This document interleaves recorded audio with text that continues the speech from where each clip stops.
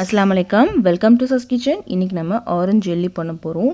பசங்களுக்கு இது ரொம்ப பிடிக்கும். செய்கிறது பார்த்திங்கன்னா 2 நிமிஷம் வேலை தான்.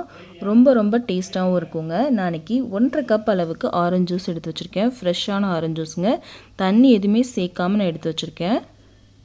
நான் இன்றைக்கி இந்த மாதிரி பழத்தில் 4 பழத்துலேருந்து ஜூஸ் எடுத்துருக்கேங்க. அதோட விதைகளும் எடுத்துகிட்டு மேலே இருக்கிற வெள்ளை வெள்ளையாக இருக்கும் இல்லையா, அதையும் நான் எடுத்துகிட்டு மிக்ஸி ஜாரில் போட்டு அரைச்சி தண்ணி எதுவுமே சேர்க்காமல் அரைச்சி ஜூஸ் எடுத்து வச்சுருக்கேங்க. இந்த மாதிரி எடுத்தால் தான் நல்லாயிருக்கும். தண்ணி சேர்த்திங்கன்னா நல்லா இருக்காது.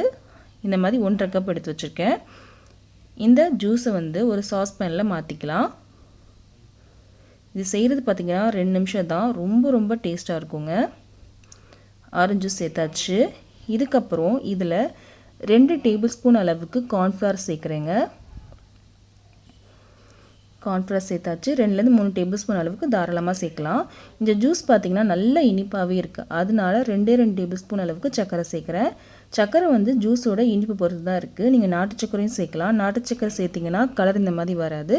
டேஸ்ட் கொஞ்சம் டிஃப்ரெண்ட்டாக இருக்கும். இதை நல்லா கலந்து விடலாம். கட்டி இல்லாமல் கலந்துட்டு அடுப்பில் வச்சிடலாங்க. கலந்தாச்சு. அடுப்புலேயும் வச்சாச்சு. அடுப்பு மீடியமில் இருக்குது. இதை கை விடாமல் கிளறிட்டே இருக்கணும். 2 நிமிஷம் தாங்க ஆகும் அடுப்பில் வச்சு கிளறதுக்கு. நீங்கள் கை விட்டுட்டிங்க அப்படின்னா கார்ன்ஃப்ளவர் கீழே போய் ஒட்டிக்கும். அதனால் கை விடாமல் கிளறிட்டே இருக்கணும்.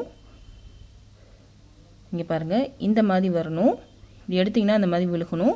நீங்கள் கலந்து விடும் போதே தெரியும், கெட்டியாயிரும். இப்போ அடுப்பு ஆஃப் பண்ணியாச்சு. இந்த பிளேட்டில் தான் நான் செட் பண்ண போகிறேன்.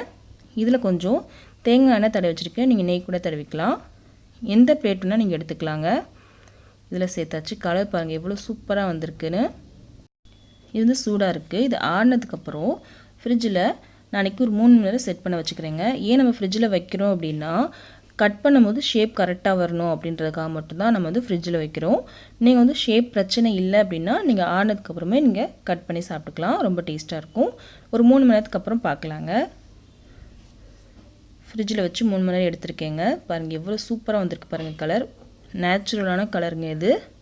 இதை கட் பண்ணிடலாங்க. ஜெல்லி மாதிரியே இருக்குங்க. ரொம்ப டேஸ்ட்டாக இருக்கும்.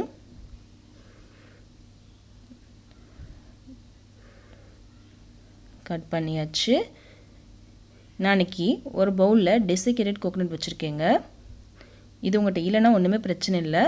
இதை அப்படியே சாப்பிடலாம். நம்ம சக்கரை இருக்கும் இல்லையா, அதில் கூட இந்த மாதிரி கோட் பண்ணிக்கலாங்க. சீனி மிட்டாய் மாதிரி இருக்கும். ரொம்ப டேஸ்ட்டாக இருக்குங்க. பாருங்கள், ஜெல்லி மாதிரியே இருக்குது. ஜெல்லிலாம் நான் பசங்களுக்கு வாங்கி கொடுக்கக்கூடாதுன்னு சொல்கிறாங்க. ஆனால் இந்த மாதிரி ஜெல்லி கொடுத்தீங்க அப்படின்னா பசங்க ரொம்ப விரும்பி சாப்பிடுவாங்க. ஜெல்லினாலே பசங்களுக்கு ரொம்ப பிடிக்கும். பாருங்கள் எவ்வளோ சூப்பராக வந்திருக்கு அப்படின்னு. கண்டிப்பாக நீங்கள் ட்ரை பண்ணுங்கள். இந்த தேங்காய் இல்லைனாலும் பிரச்சனையே இல்லைங்க, அப்படியே சாப்பிட்லாம். இல்லை சர்க்கரையில் கூட நீங்கள் கோட் பண்ணி கூட கொடுக்கலாம். பாருங்கள் எவ்வளோ சூப்பராக இருக்குது அப்படின்னு. கண்டிப்பாக நீங்கள் ட்ரை பண்ணுங்கள். ட்ரை பண்ணிவிட்டு உங்கள் பசங்க என்ன சொன்னாங்கன்றதை கண்டிப்பாக கமெண்ட் பாக்ஸில் சொல்லுங்கள். இந்த வீடியோ உங்களுக்கு பிடிச்சிருக்கும்னு நம்புகிறேன். பிடிச்சிருந்துச்சி அப்படின்னா கண்டிப்பாக லைக் பண்ணுங்கள், ஷேர் பண்ணுங்கள், கமெண்ட் பண்ணுங்கள். மறக்காமல் நம்ம சேனலை சப்ஸ்கிரைப் பண்ணிக்கோங்க. பக்கத்தில் இருக்க பெல் பட்டனையும் கிளிக் பண்ணிக்கோங்க. அப்போ தான் நான் ஒரு வீடியோ போட்டோன்னே உங்களுக்கு ஒரு நோட்டிஃபிகேஷன் வந்து வீடியோ நீங்கள் மிஸ் பண்ணாமல் பார்க்கலாம்.